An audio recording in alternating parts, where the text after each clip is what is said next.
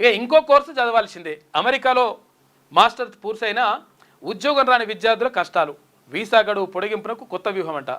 ఇక మళ్ళీ డబ్బు పంపాలని తల్లిదండ్రులకు విన్నపాలు. అసలు యాక్చువల్గా ఏమైతుందంటే అక్కడ చదువు పూర్తయిన తర్వాత మాస్టర్స్ పూర్తయిన తర్వాత అక్కడ మళ్ళీ ఇప్పుడు పీజీ అంటే మాస్టర్స్ అంటే పీజీ కదా, పీజీ పూర్తయిన తర్వాత ఒకవేళ ఉద్యోగం రాకపోతే అమెరికా ఏం చేస్తుందంటే ఉద్యోగం వస్తలేదు కాబట్టి, ఉద్యోగం లేదు కాబట్టి మీకు ఇక్కడ, అంటే ఉద్యోగం లేదు కాదు ఇక్కడ మీకు చదువు అయిపోయింది కాబట్టి మీరు భారత్కి వెళ్ళిపోయింది అని అంటుందట.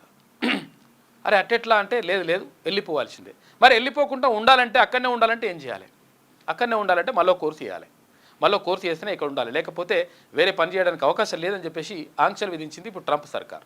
దీంతో అక్కడ బాగా ఇబ్బంది పడుతూ ఉన్నారు మన భారతీయులు, తెలుగు వాళ్ళు కూడా.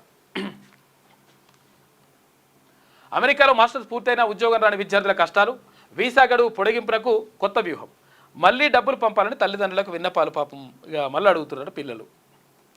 అమెరికాలో ట్రంప్ విధిస్తున్న ఆంక్షలతో భారతీయ విద్యార్థులు వారి తల్లిదండ్రులపై ఆర్థిక భారం పడుతుంది. 6 నెలల క్రితం ట్రంప్ అధ్యక్షుడిగా బాధ్యతలు చేపట్టిన తర్వాత ఇక విద్యార్థుల పార్ట్ టైం ఉద్యోగాలపై అక్కడి అధికారులు నిఘా పెంచారు. దీంతో అక్కడ పార్ట్ టైం చేస్తుంటే ఎవరైనా ఉంటే వాళ్ళని తీసుకొచ్చేసి పంపించేస్తున్నట. దీంతో చాలామంది పార్ట్ టైం ఉద్యోగాలు చేస్తే ఎక్కడ పట్టుబడతామో అని చెప్పేసి బాధపడుతున్నట. బాధపడి మానేసి తర్వాత ఇంకో చదువు చదువుతామని చెప్తున్నట. హైదరాబాద్కు చెందిన ఒక విద్యార్థి అమెరికా వెళ్ళి మాస్టర్స్ డిగ్రీ పూర్తి చేశాడు. ఉద్యోగం రాలేదు.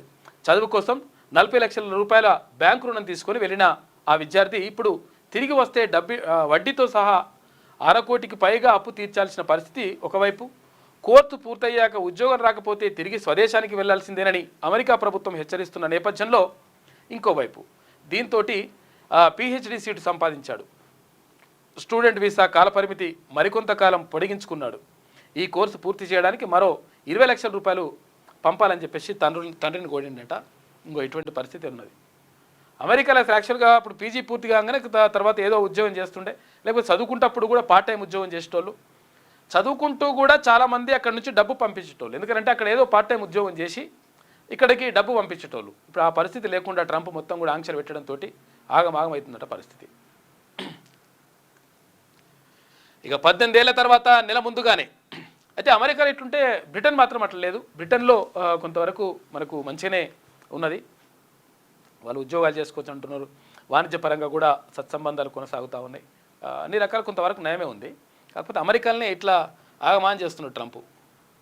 వచ్చిన నుంచి అధ్యక్షుడైన నుంచి మొత్తం రకరకాల నిర్ణయాలతోటి ప్రపంచాన్నే కుదిపేస్తున్నాడు మనోడు.